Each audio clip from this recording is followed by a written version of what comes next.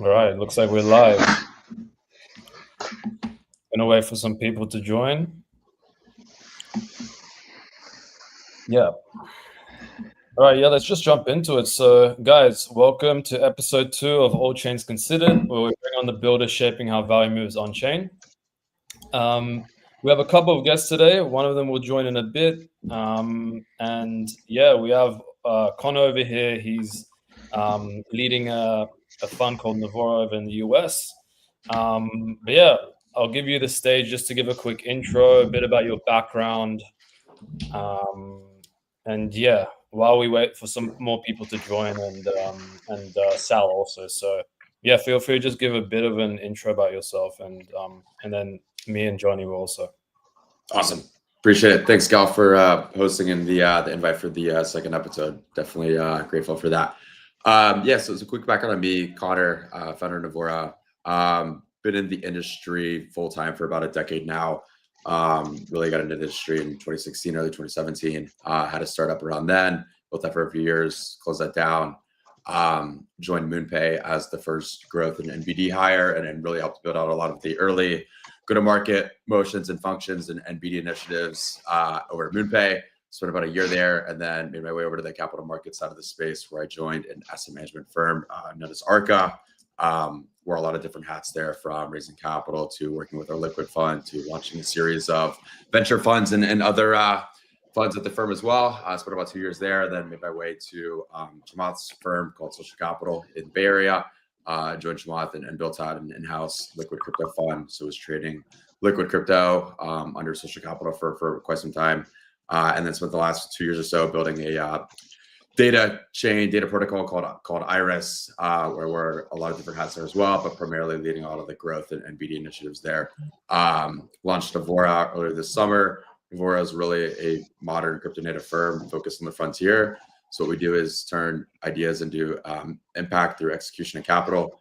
Really what that looks like is we really just identify themes and build theses around verticals and sectors that we have strong conviction in over some time frame, and find the best way to really express that, whether that's in the public markets or the private markets, or also kind of building and incubating teams as well. We're really a prop kind of venture studio, so we don't manage any outside capital. Gives us a ton of flexibility, but also the privilege to operate with a much longer time horizon than most kind of funds in the space that manage outside capital and have a monthly scorecard. But yeah, really focus on kind of being an operating partner for a lot of the projects that we back and partner with, because my background is a blend of both operating and investing, and I love operating and working hands-on with teams. And I've had the privilege to work pretty closely with eBridge for quite some time now as well. Yeah, really appreciate it. And it's crazy what can happen in a decade in crypto. And yeah, it's been awesome. Yeah, so a bit about myself. I'm Gal, leading the BD ecosystem initiative. So whether it's like on the B2B side, chains, etc., focused a lot on that. And we also have Johnny here. Yeah, so hello to everyone. Yeah, I'm Johnny, so I'm leading marketing. But yeah, me and Gal and Alex and everyone else on the team, we all kind of jump around doing a lot of different things. Yeah, great to be here. And yeah, as Connor mentioned, we were in the trenches together back at MoonPay. I think that was like 5 years ago now, right, Connor? Yeah, crazy. 5. Yeah, that's insane.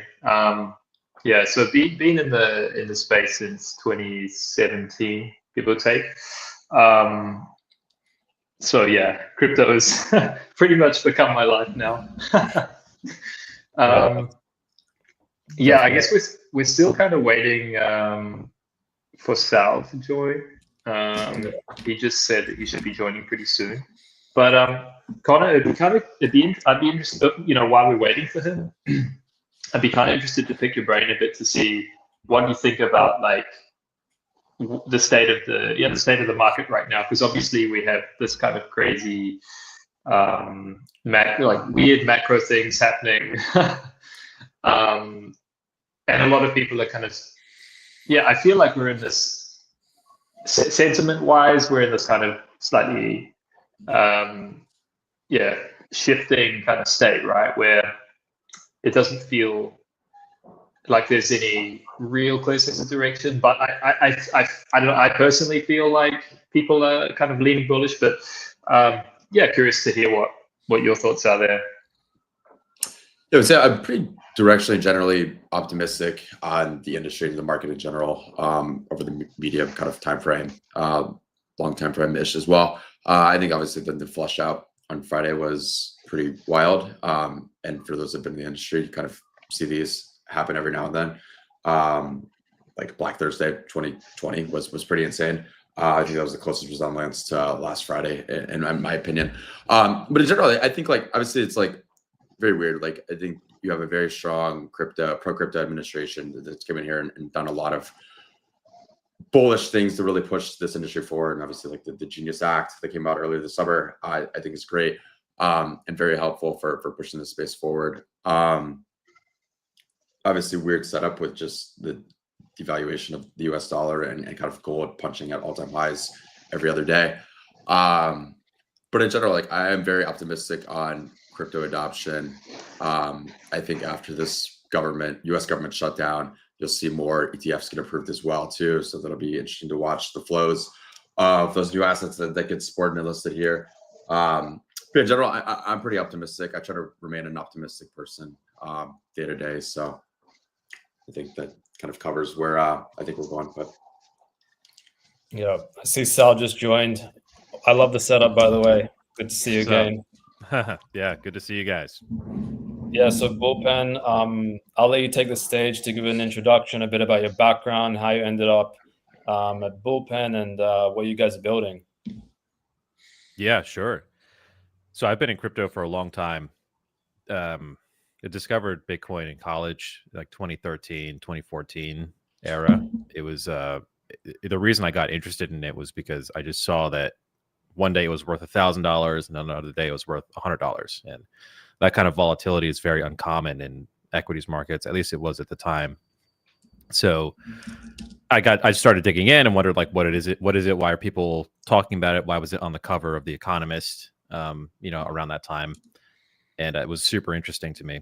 So I spent time researching it. I was in a research program in undergrad. My professor thought it was, she hated it, but that actually made me even more interesting because she just thought it was a Ponzi scheme, essentially. I just dug in more and more. I kind of got orange pilled. I tried to work in crypto out of college in 2015 for blockchain.info. They're now known as blockchain.com. Did multiple interviews there. I didn't actually get the job, but I knew that was the industry I wanted to be in. And so a couple years later, the next cycle happened in 2017 and 2018. So right after that popped, I was able to find my way at Shapeshift. That was my first crypto job. Kind of just fell in love with the industry, kept going, went to grad school for CS. And then after that, went to Galaxy, was a researcher. And I left my job in Galaxy in 2023 to start on this company, Bullpen, at least the early explorations of that. And that was, it was a long time ago now, like in crypto terms, but it's flown by.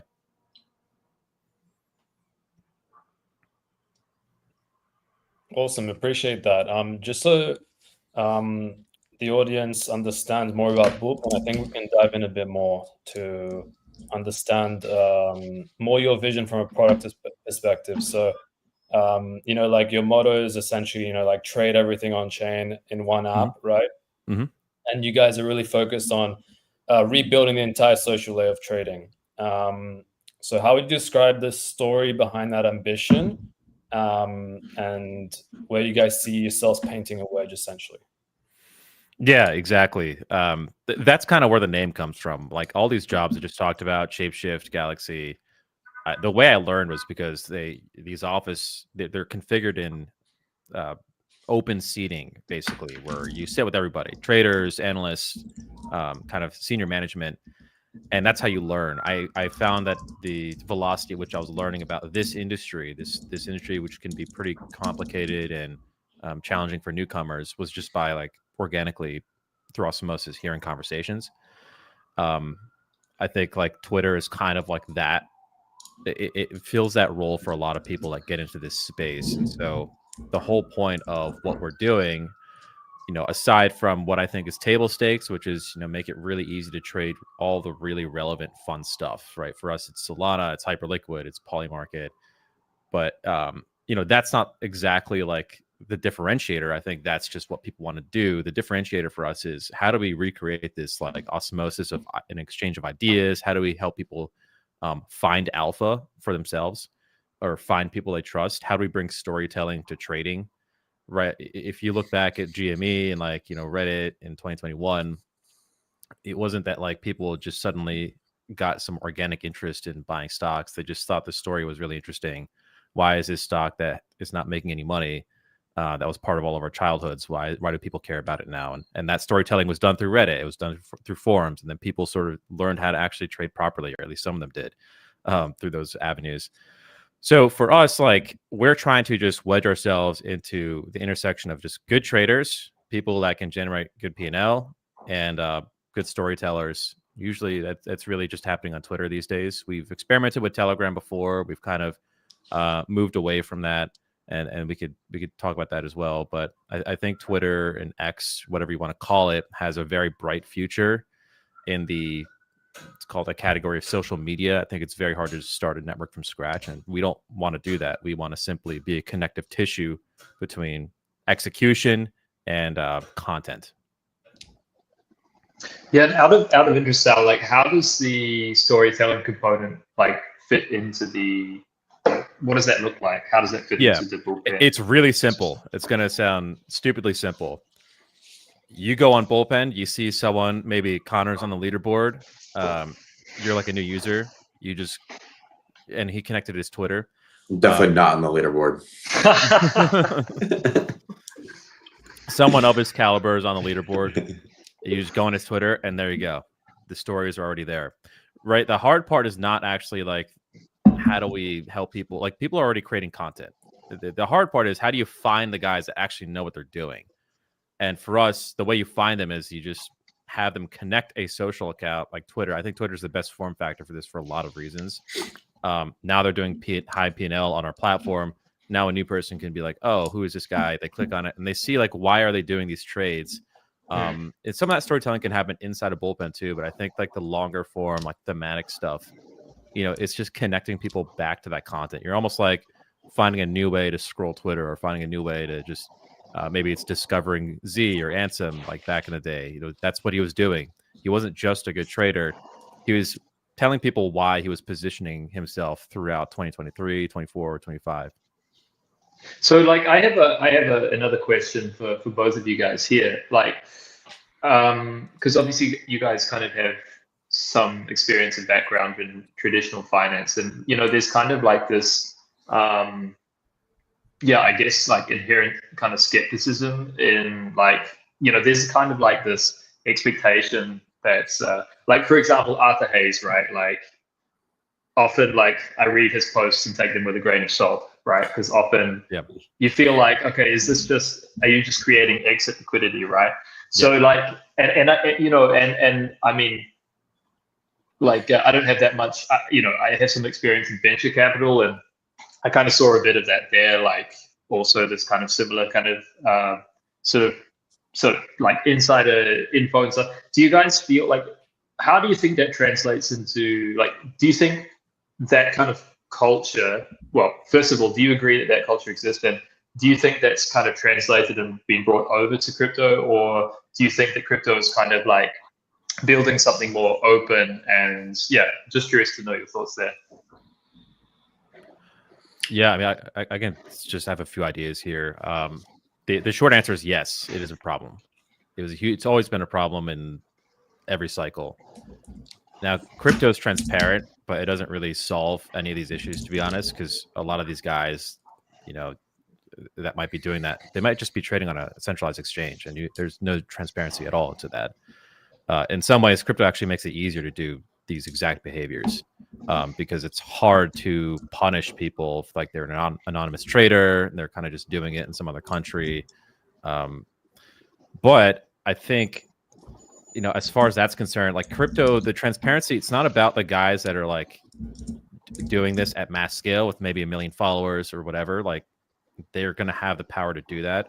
What's interesting from our perspective is there's actually still a lot of good traders that can make money, and they're not doing it. And it's very clear they're not doing it because maybe they're up like 30K in a week in P&L, and they have 1,000 followers. Are they really trying to just dump? Like, I don't think so. I think they have bigger goals. They just want to become a voice. They want to be known. And because crypto is so transparent, and maybe protocols like Hyperliquid are more transparent than Binance, you can see that this guy is actually good at what he's doing. He can put his money where his mouth is, and now he can grow a following. And so that's where I think the solution is just like really enable the long tail of traders and creators, and that'll help kind of soften the power these big guys have at just like kind of using their followings for extra liquidity. What do you think, Connor? I think it exists across all markets, traditional and crypto. I don't think it's foreign. I think it kind of boils down to the intention of the person maybe publishing a piece or an idea. Some people do it with a much longer time horizon. Some people do it with the intent of exit liquidity.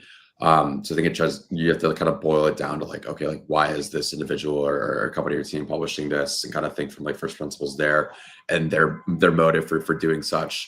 But yeah, I mean, I also totally agree with like Saul's point where there's like people maybe on Twitter that have like 1,000 followers or 300 people or 300 followers, or maybe they don't have a Twitter account at all, but they're great investors or traders, and they found their rhythm and their style, and they hone out everything else.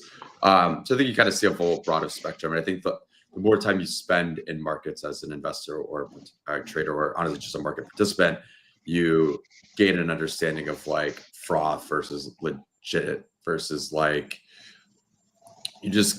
you build more intuition as like things you can trust. I mean, Johnny, like we talk about this all the time, like some of the actors in like 2017 that were big on like YouTube, like the Ian Bellina, like Sports Street, like the Ty Lopez here in my garage, like selling crypto courses, stuff like that.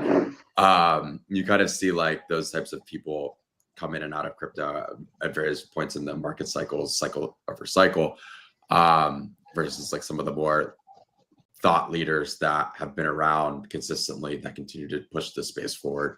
But yeah, those are generally my thoughts. I think it's important to really scrutinize and think for yourself as to why someone's publishing this, and if it's important for me to take action on anything that is interesting or that I think might be beneficial from like an investment point of view. So really just thinking for yourself and developing your own conviction. I mean, is that something like, Sal, you're thinking about, like with this kind of storytelling component, like how do you kind of build some kind of not like social credits kind of system, but like how do you kind of create a culture within the context of Bullpen where, I don't know, like I noticed with like, for example, like I'm a big fan of the Hyperliquid ecosystem because it just, maybe it's kind of a product of it being still relatively small, but I feel like it has a really good culture there, like where, I don't know, everyone is just a straight shooter, and I haven't really encountered anyone that's kind of like shilling bags maliciously. So yeah, like how do you create that culture for Bullpen? Yeah, it's a great question. I think it comes down to incentivization, and that's kind of what our focus is on right now from a product standpoint, from the standpoint of the points program, is we just want to incentivize user behaviors that help people surface alpha.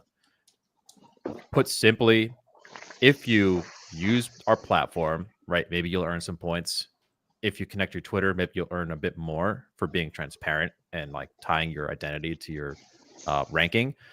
If you let people see your positions, you might earn more. And finally, if you rank highly on a consistent basis on a long enough time horizon, as in like you rank high in P&L on the leaderboard, maybe you earn the most. Maybe they earn the most, an outsized return relative to all the other users. And like on the flip side, if you are new to trading and you want to surface alpha, you might have to spend points. You might have to, give something, contribute to the community in some way, and that becomes a really nice like loop that aligns a lot of incentives for a lot of people. I don't think like if you take the perspective that traders that are good and have alpha they'd never want to share. They're only going to, I mean, in a vacuum, that makes sense. I just find that from my experience, it's never been the case. There's a lot of traders that do want to help new people like come along. And there's a lot of trades that don't get deteriorated when you share your positioning, especially when you're trading majors, right? Like if you think now's a good time to buy Bitcoin and you tell 1,000 people, I don't really think that's going to hurt your positioning. You're not going to lose alpha. I think everybody gets to win in that scenario, and I think that's the case for a lot of things, especially stuff that trades in Hyperliquid, which is not focused on like it's a problem with memes and stuff, like things that anyone can launch and it can go to zero, but a lot of the stuff you can make money on these days, especially with leverage, everyone can kind of win if they know what they're doing. And so that's what it comes down to for us. It's all about incentivization. You think about how Reddit got really popular. People are sharing ideas. They reward others with karma, with upvotes. It's kind of a similar type of psychology that we're tapping into here. Yeah, just to add on that, when it comes to the future of trading storytelling, so how do you see things evolving? Do you see like crypto Twitter continuing to be this, the primary platform over others like TikTok and YouTube? And yeah, do you continue seeing like ideas being rewarded over things like personality? Yeah, it's another really good point that I've thought a lot about. I mean, I just have a view that might be different than most, where I don't think TikTok and YouTube are a great form factor for learning how to trade or finding alpha for a lot of reasons. But the simple reason is that you use those platforms to get entertained. Now, there are, of course, edge cases. Like I even, I'll watch financial like kind of videos on YouTube or educational content. The issue is that the supply of that content is very small. It's very, very hard to blow up and to also sustain video as a form factor for educational content. People are just not there for that reason. So your engagement will go down. The algorithm will kind of punish you. Whereas like the best supply of content that's intellectual, that's dense, that's probably more helpful for servicing alpha, like trading, that already exists in Twitter, and it exists by order of magnitude of 10x or more than that same content on TikTok. Like I challenge you guys to go find me some alpha on TikTok and find me some alpha on Twitter and tell me how long it takes. How many like random guys on TikTok shilling XRP are gonna have to sift through to find the one guy that might be talking about something relevant? Whereas you'd actually have to try really hard to find bad content on Twitter sometimes. Like it's so good, this algo is so good, the supply is so high that I just find that's probably the future of storytelling for this type of use case. It's actually wild. So like a couple months ago, I spent my Friday night. I don't have TikTok. I've never been a TikTok user, but like I spent my Friday night down that like rabbit hole on like Instagram and TikTok just to understand what like the average Joe might be like ingesting from that realm of the world. And it's insane to hear some of the statements that people push out regarding like XRP, Stellar Lumen, Hedera, Hashgraph, like HBAR, like all these like legacy like shitcoins. But if you're just an average participant, like you may take that at like very like face value because you don't know any better. Like maybe you don't have a ton of experience in crypto. Maybe your network isn't that great. And these people can come off as like somewhat convincing if you have no historical context as to what these things do or usage and things like that. So it's just like very eye-opening to hear and understand some of the realities that go on those different mediums, such as like TikTok and YouTube and Instagram. It was just really like awakening for me. And like I knew it exists, but I really wanted to like understand that and understand the way people would position some of these things and the way that average retail participant might kind of digest that content that they're absorbing. And what do you think, like, what's the typical like onboarding funnel? Like if someone, I mean, there's like what are the Uber drivers of this world? Where are they buying XRP, Probably just centralized exchanges, if I were to guess. They're not as on chain. I mean, that's kind of our big bet, is that we think more retail will come directly on chain. We saw the early innings of this with Trump and these meme coins that launched mostly throughout 2024 is when it kind of hit a peak. But I think still like your average person is probably, especially like outside of the US, is on-ramping through a centralized exchange. Yep. Yeah, I think like one big part of crypto that's been gaining a lot of retail attention is prediction markets, and it's clear it's starting to paint its own wave as like a new version of the trenches in a way. So more of a question for Connor: what made you realize like this is going to be a big category and something worth paying attention to moving forward? Yeah, I've got some thoughts, and I know Saul will have some thoughts as well too. Like they've both been spent, and Saul in general has spent a really like a long time in this realm. But I think last year with the presidential election, that was probably the biggest like catalyst and eye opener for me personally, was like seeing how much eyes and demand there was for a product like that to price in real-time odds and probabilities of some future or upcoming event. And just how close and like accurate Polymarket was relative to something like CNN or Fox News or CNBC and kind of traditional mainstream media. So like that was like the biggest like eye opener for me. And like try to like use a few products last year, and then obviously using a ton this year just to get a feel for the way these things like trade and operate and function and kind of the UI and UXs. But along with that, I think there's a couple of interesting points. I think just like the financialization of markets, basically for anything, like the ability to create a market on any event, outcome, etc., is very interesting, whether that's pop culture or politics or weather or sports. It just opens the TAM for people to speculate on an event or an outcome. And obviously just speculation in general has been a pretty big theme over the last 2 decades.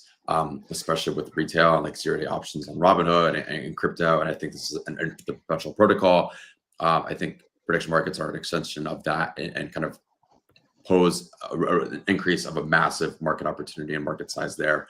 But the biggest thing for me this year was all of my friends outside of crypto are notorious sports bettors, sports gamblers, degenerates. They've been doing that for a year. Like that's their entire personality.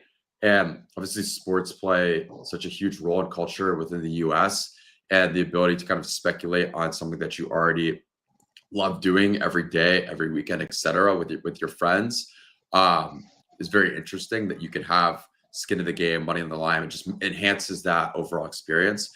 And for me, like I wanted to see what percent of those people that were already on FanDuel, DraftKings, Barstool, your kind of traditional sports betting platforms, what percent of those would go migrate to something like Polymarket or Kalshi, and kind of like what does that shift look like? How do we get those guys there?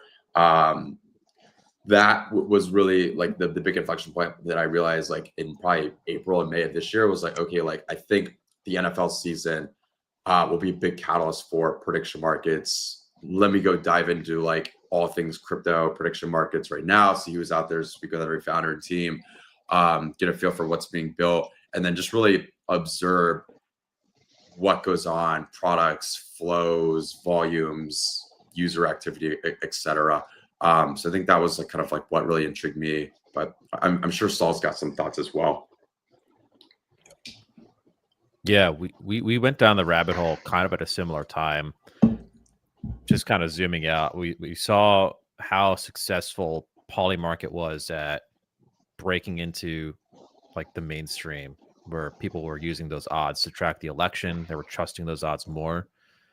And the question was, will that sustain afterwards? And if you just looked at the data after the election, I mean, they held a lot of their volume 1 month, 2 months, 3 months after. So then I kind of figured like, yeah, this is going to stay. And then the question became, why would people use it over, Connor mentioned like FanDuel, DraftKings, for things like sports betting. And if you just look at like the pricing you get for these markets, like betting on a game, it's sometimes 5x better than making that same bet on that same team at the same time on FanDuel. And so that is literally like, we talk about innovation. People often use products that are new if it's 10x better than the incumbent. Well, here's literally like a quantifiable way to measure why Polymarket's 10x better than like the old way of betting. And so it's just a matter of time. They got to get more liquid, of course, and support more markets and be easier to use. And that's kind of where we come in with our product. But thematically, it just makes a ton of sense. Like there's less middlemen, it's more permissionless. And more importantly, like what I find interesting about prediction markets is you can tap into a whole segment of the market that doesn't really bet on sports. Women, they might bet on Taylor Swift, though. They might bet on pop culture. And that wasn't really possible. That's one of crypto's biggest issues is this stuff is not as, it doesn't resonate as much outside of males. But poly market and prediction markets, that actually has the best odds of anything I've seen, probably since like NFTs to really go mass market.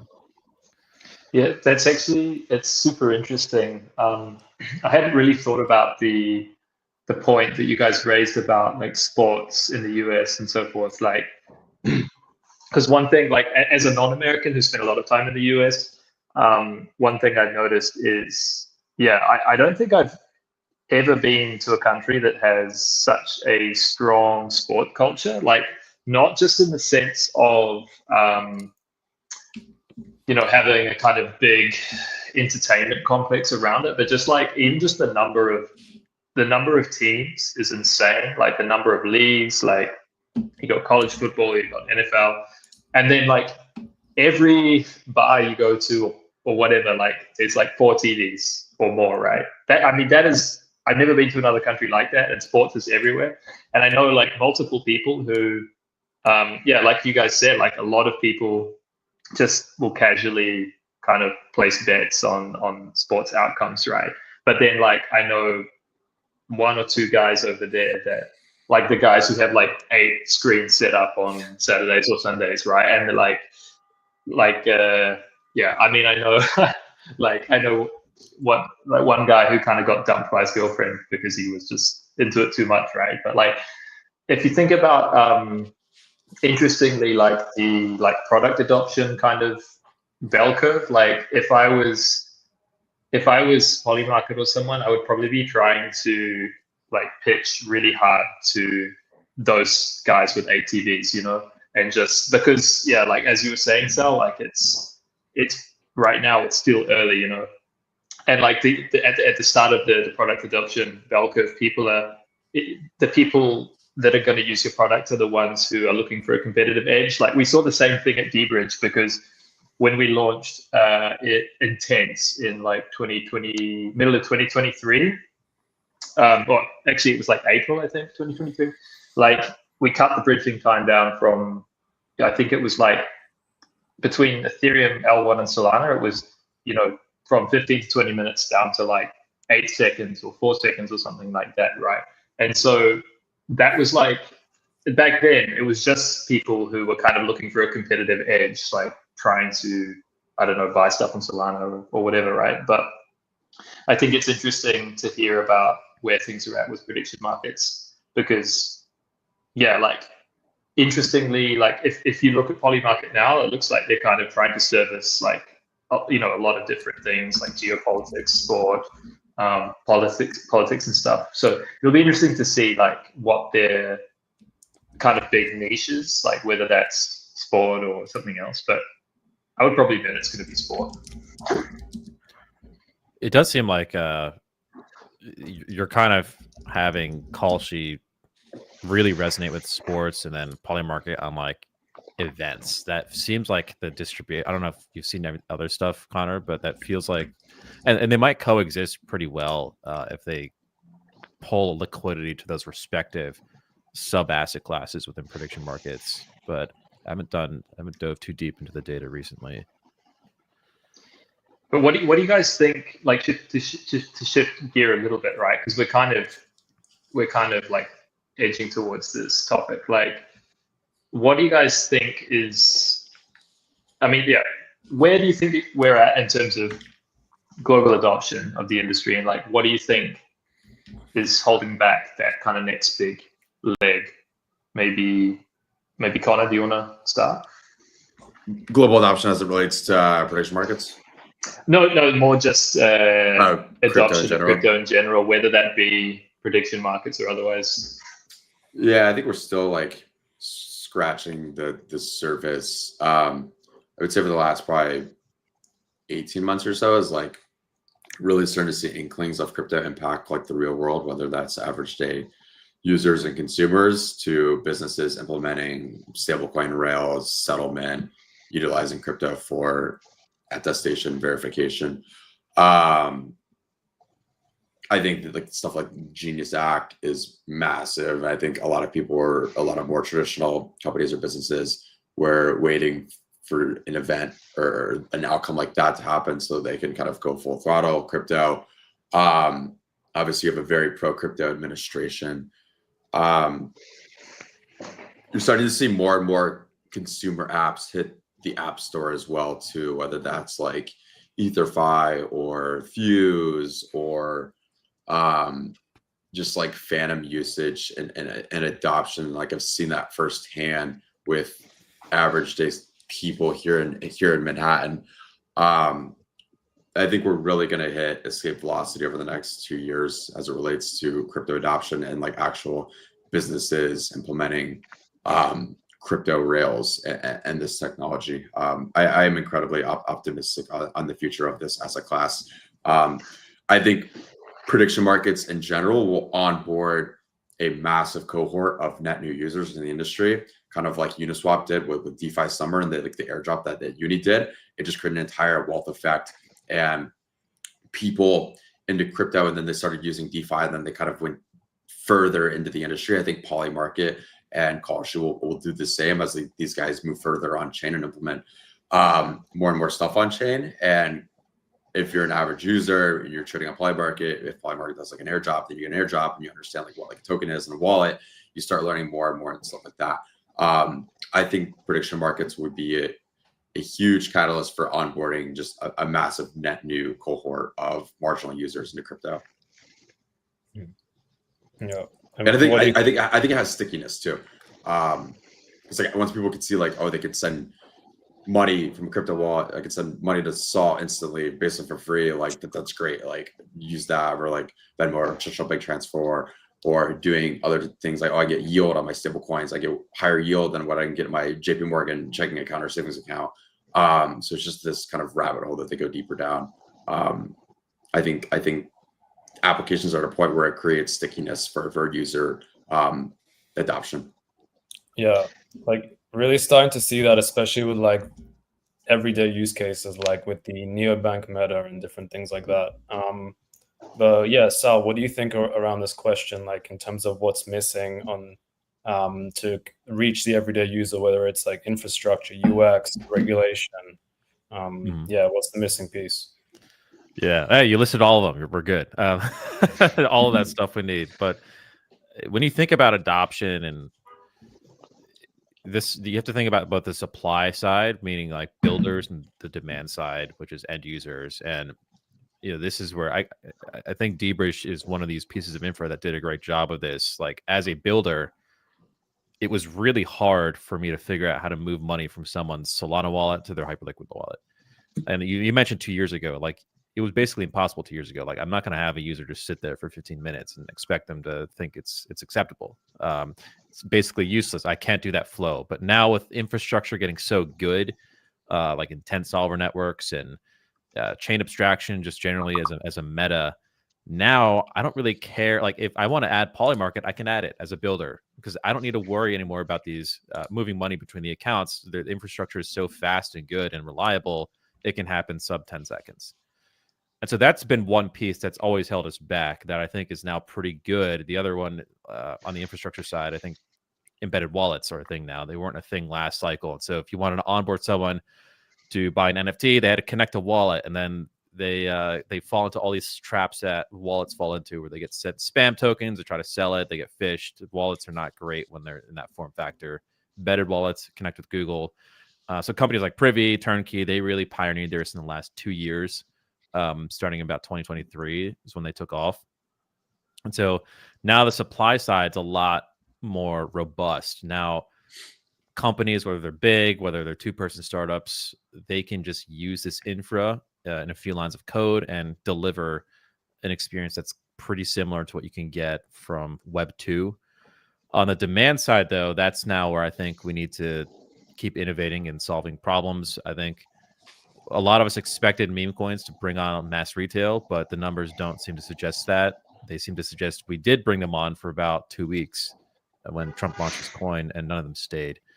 And I think that category product it's really tough because people just it's so industrial at this point. Like people are launching coins en masse and just rugging them.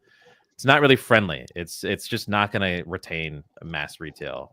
Prediction markets could be the thing though that actually retains mass retail, like interests them and retains them. And it's things like that on the speculation side, and it's things like stable coins on the non-speculation side that will drive a lot of interest and adoption of crypto, and stables are getting really popular now. It does feel like we're probably one more infrastructure cycle away. Like we're now in an app cycle. We're probably one more infrastructure cycle away to having this really be invisible and feel really slick. But we're a lot closer than we were last cycle. That's for sure. I just feel like we're starting to see stuff come out now that I feel like with a bit of time will actually get fleshed out and make things truly make crypto truly invisible at the protocol level, the ugly side.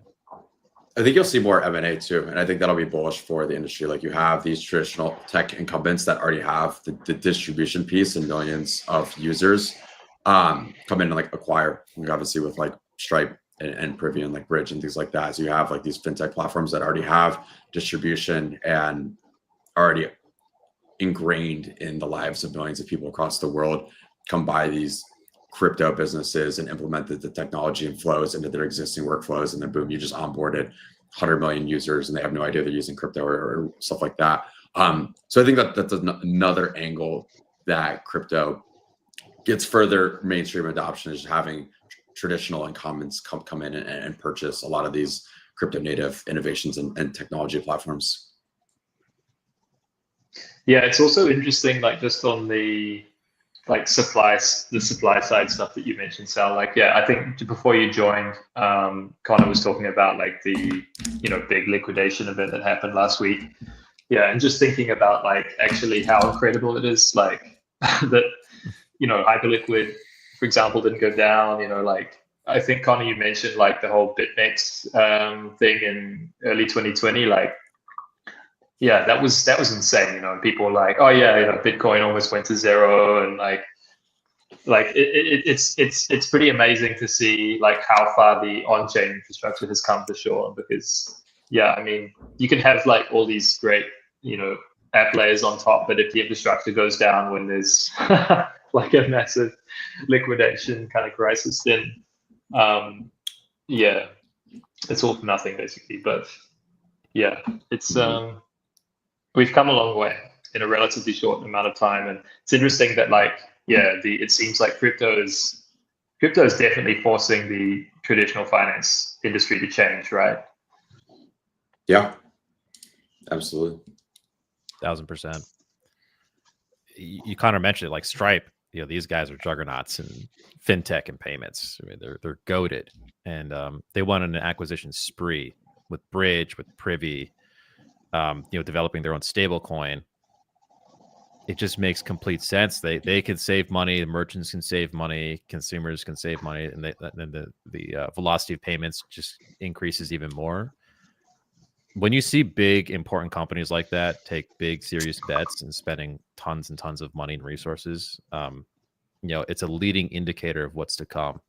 And that was also not present last cycle. Like whether it's Polymarket raising $2 billion, whether it's what Stripe's doing, like these are huge numbers and really important pieces of our industry. And as these get integrated and fleshed out, which I do think will probably take a couple of years to really see through end to end, then crypto will really feel like just a key piece of what people use in their day-to-day lives when it comes to fintech and finance.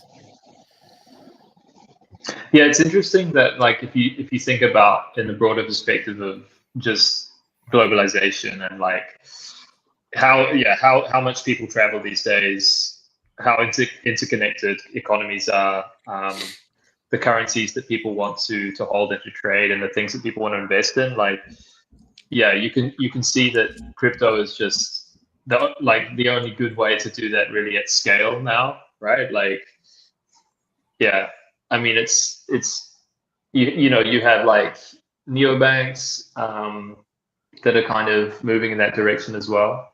But yeah, I mean, what do you guys think there? Like, what do you think in? I mean, yeah, like let's say in 5 years or even in 10 years, like, what do you guys think people's kind of personal finance experience will be like, and how will crypto sit into that stack? Yeah, I mean, not that this isn't possible already, but I think more or billions of people will realize that sending money is as easy as sending a video. And if you think about like the emergence of, whatever you want to call it, like short form video, it wasn't super easy to send someone a video like in 2006. There wasn't bandwidth. The phones didn't have big enough screens. I mean, you could still do it kind of, maybe send a GIF. But, over time, the infrastructure, the phones got better. People got comfortable with the user behavior. Your cellular networks, they invested in the infrastructure. We've been doing this now for years, like this kind of infrastructure build out. And people still get blown away too. Like when they see that you could send someone, 5,000 USDC in 1 second to someone in a different country. It doesn't matter. Like it's just the internet. It just works. And I think there's a lot of stuff that we're not even considering or thinking about that gets unlocked when you can send money as easily as you can send stable coins. Just like a lot of things happened culturally when people started taking videos on their smartphones and sharing them, and entire societies changed, right? Like on Twitter, people are sharing videos of what's happening on the ground in another country.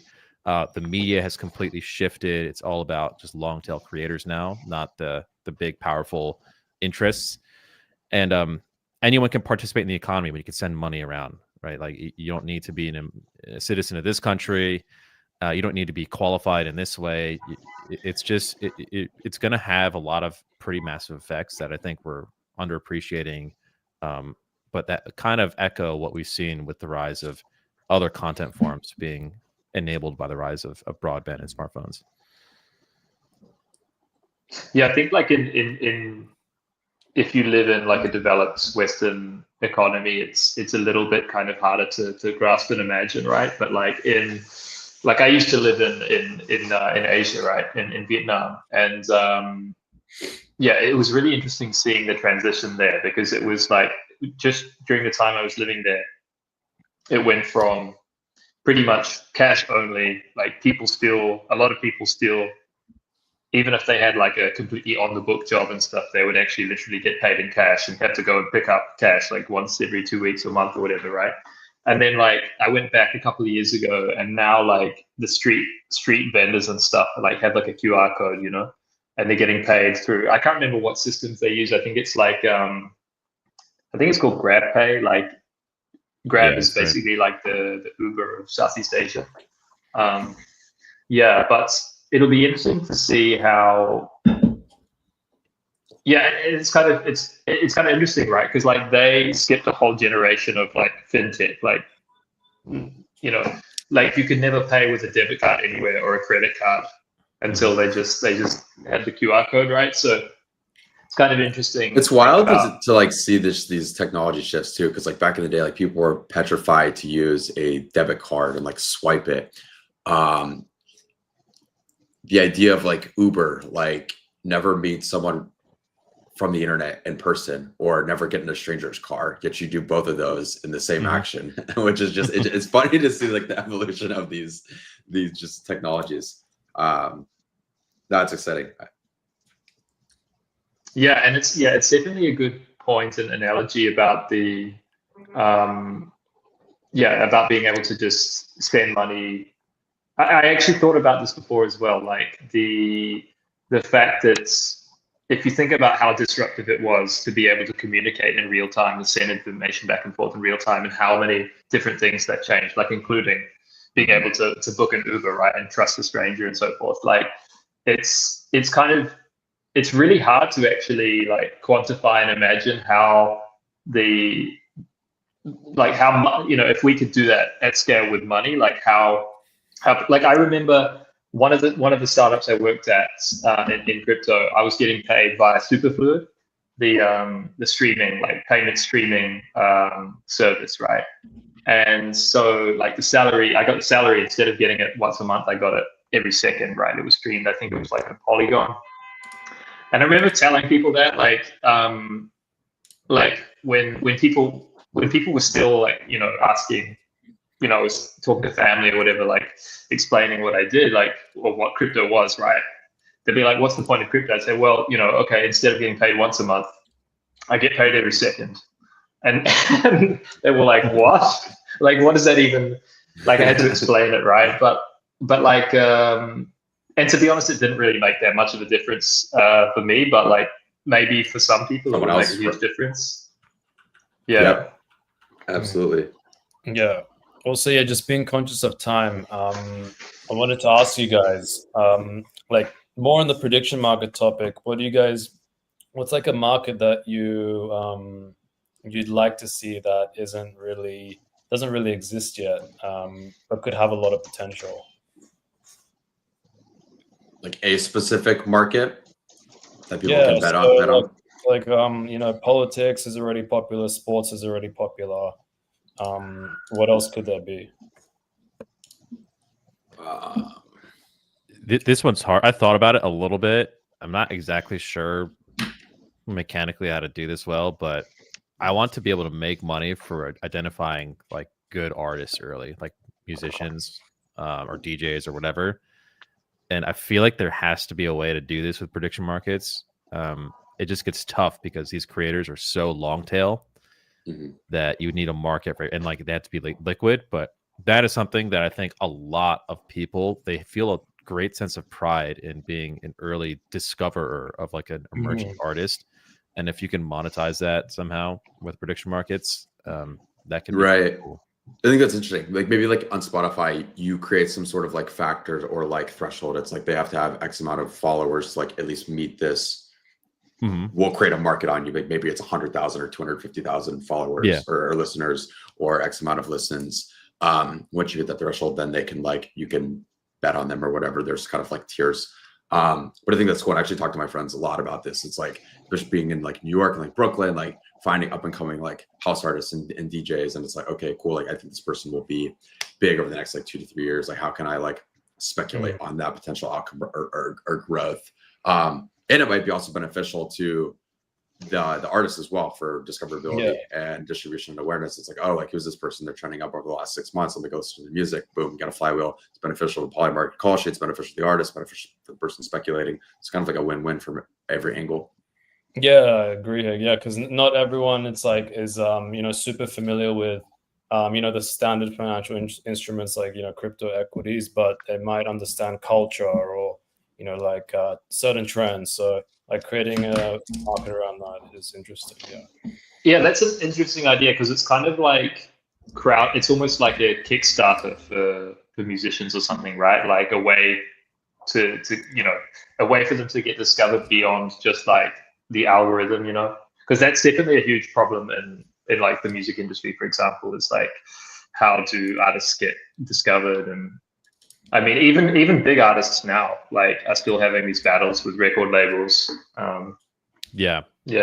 Johnny makes music too, so yeah, I make music. How can I bet on his growth story? Yeah, but I just do it for the love. But there's a whole like, you know, there's a whole kind of game. Like you have to hustle really, really hard. Like it's like running a business. Like if you want to make it in music, you have to treat it as a business. Like you can't just be a great artist, you know. Yeah. You need distribution, marketing. You need to think about all that. Exactly. Yeah. But yeah, before we wrap up, Gal, should we do the quick fire? Yeah, I can start off. Yeah, so this is for both of you guys. Like, what do you guys think is like just such a very, very overrated metric right now in crypto? TVL. Yeah, I was going to say the same thing.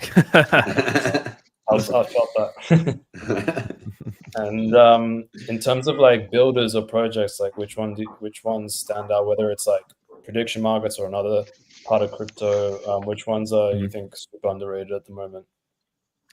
I like Fireplace. I don't know if it's underrated. I think a lot of people are waking up to it, but that's one of the best products I've seen in crypto in a long time. It's a prediction markets app. I think they're on mobile, but they might be doing desktop too.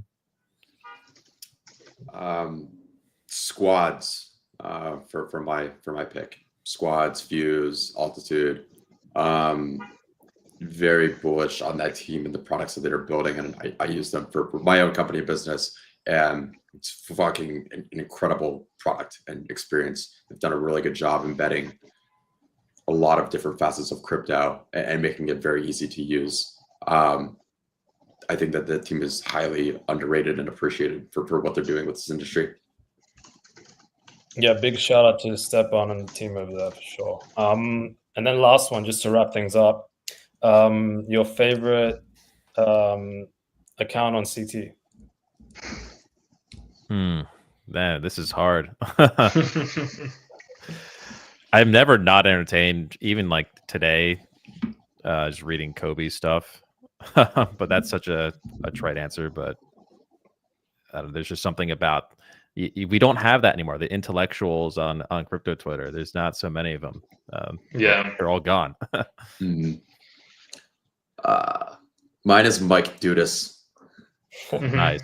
I love Mike's content. Like nothing like waking up on a Saturday morning and having some coffee and scrolling Twitter on my phone and seeing some Mike shit posts, but with a good professional funny angle. I think he's a great guy.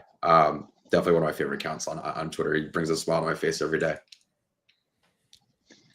It's funny, like looking back at some of the kind of names that were really big, like I don't know, like Suzu or like DJ Spartan. Yeah. Like these guys, and you like sometimes someone will like quote one of their tweets, like what is it, the steady lads? That one is like Hall of Fame, you know, like yeah. Suzu was like, if you don't manage your risk, the market will manage it for you. Yeah. There's so many like we don't have as many of those like one-liners, right? Michael, Yeah, it is what it is. The personalities are just different now. Yeah, we need some more main characters. Yeah. Awesome. Yeah, well, thanks so much for jumping on today, guys. It was actually a really good conversation and a lot of fun as well. For sure. Super fun. Yeah, thank you guys. Appreciate you hosting. Thanks for bringing Saul and I on. Yeah, really dig the storytelling component to Bullpen as well. I need to read a bit more about that and give it a go. So yeah. Thanks a lot, guys. Thanks a lot, guys. Thank you. Appreciate it. Ciao. Thank you. All right, peace.